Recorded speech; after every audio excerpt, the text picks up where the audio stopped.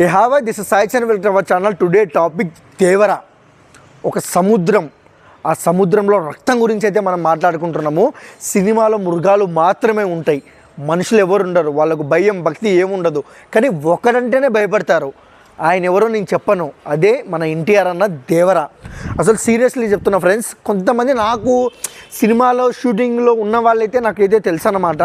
And ఒక అన్ననైతే అడిగాను, అంటే సాంగ్లో కూడా ఎన్టీఆర్ బ్యాక్గ్రౌండ్లో ఒక లావుగున్న ఆయనని కూడా నేను అడిగాను, అన్న సినిమా దేవర ఎలా ఉంటుందన్న అంటే ఆయన చెప్పినాడు, దేవర ఎలా ఉంటుందా, దేవర ఎలా ఉంటుందా, ఈసారి పెట్టి కొడితే దిమ్మ తిరిగిపోద్ది. దేవర ఫీవర్ ఆ లెవెల్లో ఉంటుంది. కొరటాల శివ గారు పార్ట్ 1 ప్రతి సినిమా పార్ట్ 1 తీశాడు. ఈ సినిమాకు పార్ట్ 2 ఎందుకు పెట్టారు అంటే బిగ్ స్కేల్ మూవీ, ఆ విజువల్స్ కానివ్వచ్చు, ఆ ఎఫెక్ట్స్ కానివ్వచ్చు, ఆ క్యారెక్టరైజేషన్స్ కానివ్వచ్చు, వీర లెవెల్లో ఉంటుంది. దీంట్లో ఎన్టీఆర్ ఒకడే కాదు, ఎన్టీఆర్ డబల్ రోల్ చేయబోతున్నారు, తండ్రి కొడుకులా చేయబోతున్నారంట. ఇంకా మా జాతర మామూలుగా ఉండదు. ఆ సముద్రం సీక్వెన్స్ కానివ్వచ్చు, ఆ ఓడల్లో పోయేది కానివ్వచ్చు, అబ్బా ఆయన కొంతవరకు చెప్పకూడదు, రివీల్ అయితే చేశారనమాట. ఒక జాతర అయితే మొదలవబోతుంది.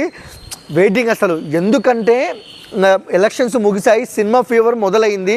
అండ్ జూన్ 27న అయితే మన కల్కి వస్తుంది, దాని తర్వాత పుష్ప, తర్వాత దేవర. ఇంకా ఈ జాతర మామూలుగా ఉండదంటే ఫ్యాన్స్ అయితే అసలు ఎక్కడికో ఆనందంగా పెట్టుకున్నారు అనమాట. ఒక్కటే మాట ఫ్రెండ్స్, దేవర నేను పచ్చిగా చెప్పాలంటే కేజీఎఫ్లో ఒక డైలాగ్ ఉంది, రక్తంతో రాసిన కథ ఇది అని కేజీఎఫ్లో ఉంటారు. అంతకు మించి అయితే ఉందని అయితే దేవర అయితే అనుకోవచ్చు.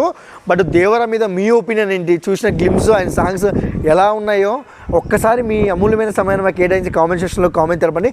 ఎన్టీఆర్ ఫ్యాన్ అయితే జై ఎన్టీఆర్ అని అయితే పెట్టండి అనమాట. మా వీడియో మీకు నచ్చినట్టయితే please like, share, comment, subscribe and thank you for watching.